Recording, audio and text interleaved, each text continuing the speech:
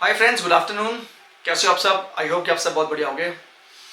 Friends, learn by sunshine की series में आप सभी का स्वागत है और आज हम लोग एपिसोड 5 में हैं। पिछले 4 एपिसोडों में आई थिंक आप लोगों ने बहुत कुछ देख के सीखा होगा और समझा होगा।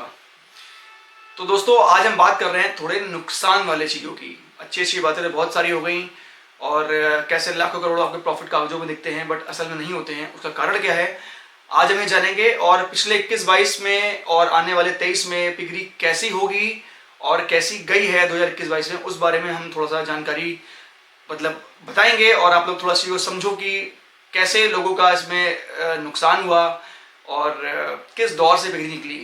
क्या वो खराब दौर निकल गया कि अभी है, हम इस बारे में बात करेंगे। आज 2 टॉपिक हैं कि 23 में कैसी होगी और 21-22 में कैसी बिगड़ी हुई है। तो फ्रेंड्स, जिन लोगों ने अभी तक चैनल को सब्सक्राइब नहीं किया वो चैनल को सब्सक्राइब कर लें और घंटे वाले आइकन में जरूर प्रेस करें ताकि उन लोगों को नोटिफिकेशन एकदम टाइम पे मिलते रहे। और जो लोग पिगरी फार्म खोलने के बारे में सोच रहे हैं उनके लिए चैनल बहुत ही इंपॉर्टेंट है ताकि थोड़ा उन लोग को जानकारी पता लगे कि मार्केट में क्या चल रहा है आज की डेट में। और आप सब लोगों को ये पता होना चाहिए कि मार्केट में क्या सिनेरियो है और किस सिनेरियो से मामला निकल रहा है। तो फ्रेंड्स, सबसे पहले हम बात करते हैं 2021-22 की। 21 की बात करते हैं तो 21 का सिनेरियो फिर भी ठीक था, लेकिन 22 में जब अफ्रीकन स्वाइन फीवर जो हमने इस दौर के अंदर देखा, जो सबसे खराब दौर देखा मैंने 22 का, तो उसमें क्या 2 चीज़ें थी कि एक तो बीमारी आई, चलिए वो एक बात थी। उसके अलावा एक दूसरी चीज़ थी कि फीडिंग कॉस्ट काफ़ी हाई हो गई थी और सेलिंग कॉस्ट काफ़ी कम हो गई थी। उसका कारण जानने के लिए वीडियो को पूरा देखिए। जब अफ्रीकन स्वाइन फीवर सबसे पहले नॉर्थ ईस्ट में 2 से 3 साल पहले आया था, जब ये वहाँ पे काफ़ी क्योर करने के बाद सरकार को लगा शायद रुक गया है, बट वो ख़त्म नहीं हुआ था और वो जाने किस तरह से वो उधर से उठ के हमारे नॉर्थ की तरफ आ गया। यानी कि नॉर्थ में हरियाणा, पंजाब, यूपी, राजस्थान एक्सेट्रा जो ऊपर नीचे के जो स्टेट हैं वहाँ पे आया। और ख़ास तौर से हरियाणा पंजाब में तो इसने काफ़ी तबाही मचाई। और ये बीमारी वैसी है जैसे एक जानलेवा बीमारी होती है, फार्म के अंदर आती है तो एनिमल को मोर्टेलिटी काफ़ी बढ़ जाती है फार्म के अंदर। घबराने की बात नहीं है। देखिए, हर एक बिजनेस का एक दौर आता है खराब। अब इसका भी खराब दौर आया तो वो पार्ट है आपके बिजनेस का, बट मैं फिर भी थोड़ा बताना चाहूँगा उसके बारे में आपको। जब ये बीमारी आई अफ्रीकन स्वाइन फीवर, ना तो उसका कोई टीका बना था और ना इसकी कोई दवाई बनी थी।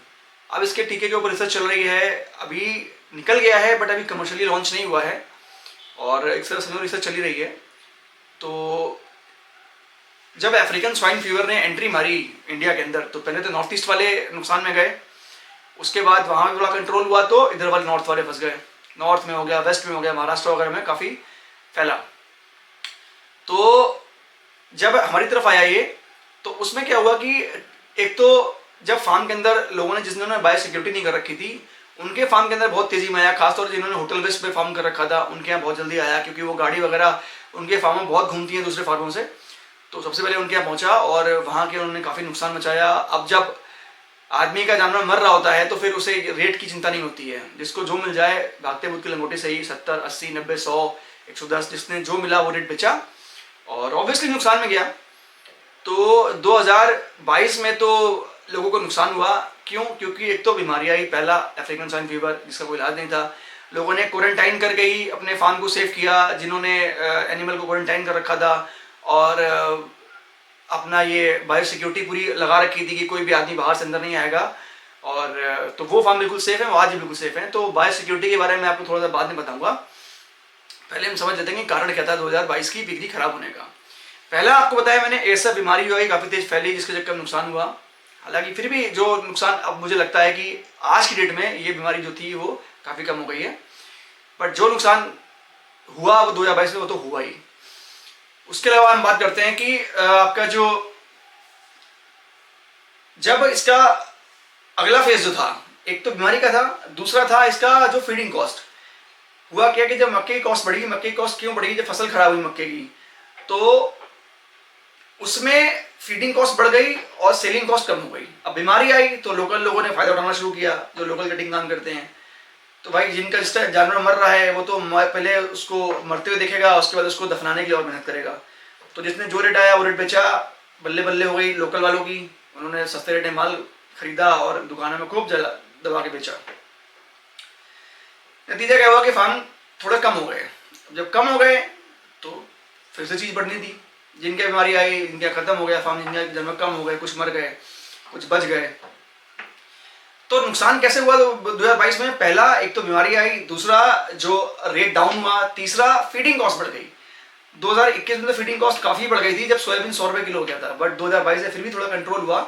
लेकिन क्या है कि मक्का और सोयाबीन, ये दो कंटेंट ऐसे हैं जो आपकी फीडिंग कॉस्ट को बढ़ाते हैं। 2021 में सोयाबीन महंगी थी, 2022 में मक्का महंगी थी। तो मक्का कंटेंट ज्यादा पड़ता है, सोयाबीन के आप फिर भी विकल्प है आपके सामने कि मूंगफली खल है, DDGS है, फिश मील है, बट लेकिन मक्के का रिप्लेसमेंट आपके पास नहीं है। तो मक्के को आप मक्के से ही सिर्फ रिप्लेस कर सकते हैं। नतीजा क्या हुआ, जब मक्के का रेट बढ़ा, जो आपका ये बिहार में भी जो एक वो आया था, कोई चक्रवात आया था, उसकी वजह से फसल काफी खराब हुई और बिहार में मक्का काफी होती है।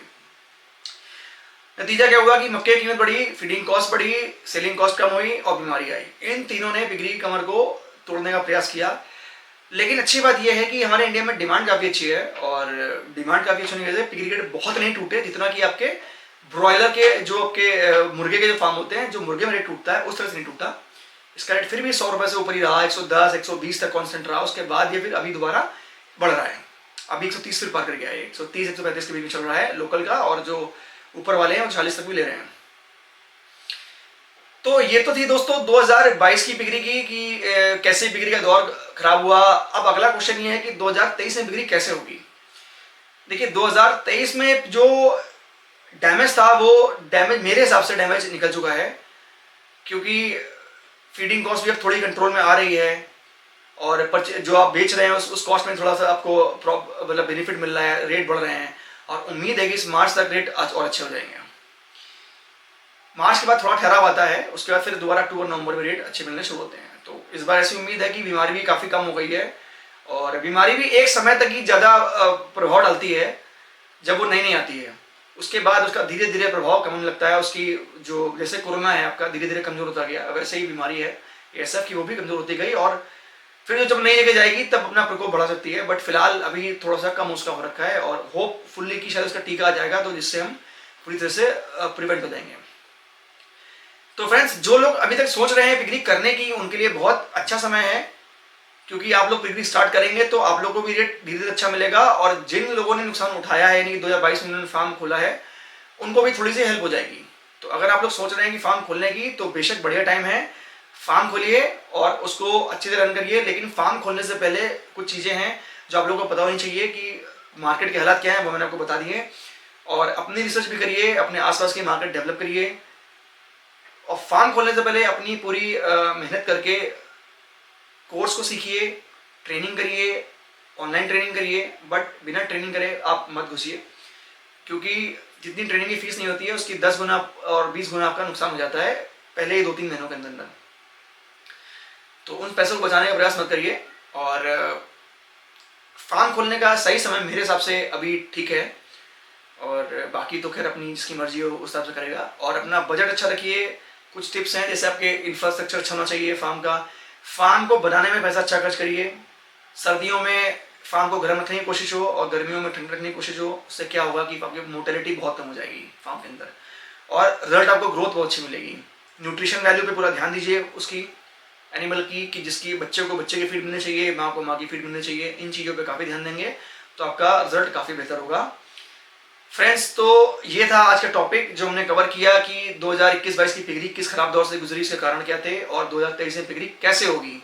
और क्योंकि 2023 के बारे में आपको बताया कि अभी सब कुछ ठीक लग रहा है, और जो बीमारी का स्तर है वो काफ़ी कम है, और फीड की कॉस्ट भी थोड़ी कम है। फ्रेंड्स, इसके अलावा आपको मैं एक अपडेट देना चाहता हूँ कि मार्च 2023 में एक हम बैच लेने वाले हैं ट्रेनिंग का। 4 दिन का बैच होगा, जिसमें 3 दिन थ्योरेटिकल पढ़ाई होगी और 1 दिन का प्रैक्टिकल होगा, जिसमें पूरा खस्से करना, दांत काटना, पूंछ काटना, इंजेक्शन लगाना इत्यादि हम सब कुछ उसमें सिखाएंगे। और उसके अलावा आपका अगर आप जिन्होंने एग्जिस्टिंग फार्म ने खोल रखे हैं उन्हें दिक्कत आ रही है, तो वो भी उस ट्रेनिंग का पार्ट बन सकते हैं। और साथ में जिन लोगों को अपने फार्म के अंदर ग्रोथ में बहुत दिक्कत आ रही है, न्यूट्रिशनली पूरी उनको पता नहीं है, या तो उनको पता नहीं है, तो मुझसे कांटेक्ट कर सकते हैं, मुझसे पूछ सकते हैं, मैं उनको फीड के फॉर्मूले दे सकता हूँ। और साथ में मेरी जो प्रीमिक्स की मैन्युफैक्चरिंग है, जैसा कि मैंने पिछले वीडियो में आपको बताया था कि प्रीमिक्स की मेरी अपनी खुद की मैन्युफैक्चरिंग है, आप लोग उसका यूज़ करके भी पिगरी को अच्छा कर सकते हैं और ग्रोथ अच्छी ले सकते हैं, क्योंकि वो मैंने सिर्फ पिगरी के हिसाब से बनाया है, और कई एनिमलों को तैयार किया है, पिगरी का, कैटल का, ब्रॉयलर का। तो जिसके जो एनिमल हो उस हिसाब से वो मुझसे बात कर सकता है। और किसी को अगर हेल्प चाहिए, किसी को कुछ अगर दिक्कत आ रही है फार्मिंग करने में, तो मुझसे बात कर सकता है। थोड़ा टाइमिंग का इशू है, आप लोग थोड़ा सा अगर फ़ोन करते हैं तो कोशिश करिएगा कि 3 साढ़े 3 के बाद करेंगे तो कॉल उठाने का चांसेस 100% होगा। अगर उससे पहले करेंगे तो मेरा थोड़ा ट्रेडिंग का काम भी है, शेयर ट्रेडिंग का, तो वहाँ पे थोड़ा सा मार्केट में स्टक होकर फिर आदमी फ़ोन उठा के बात नहीं कर पाता है, कई बार नुकसान हो जाता है। तो अगर आप लोग 3:30 4 के 3 के बाद करेंगे तो आप लोगों को पूरी कॉल उठेगी, और अगर कॉल रुकती नहीं है तो आपको मिस कॉल, जो आप मुझे कॉल दोगे मैं आपको कॉल रिपोर्ट करूँगा, और मुझे व्हाट्सअप भी कर सकते हैं आप लोग। तो फ्रेंड्स, ये था वीडियो आज का, और आई होप कि आप लोग को वीडियो पसंद आया होगा। वीडियो पसंद आए तो वीडियो को लाइक कीजिए, चैनल को सब्सक्राइब कीजिए, और इसको शेयर करके घंटे वाले आइकन पर जरूर प्रेस कीजिएगा, ताकि आप लोग को वीडियोस की नोटिफिकेशन एकदम टाइम पे मिलते रहे। मिलते हैं अगली वीडियो में, जो भी बहुत इंपॉर्टेंट होगा और फिट के ऊपर होगा। तब तक के लिए जय हिंद।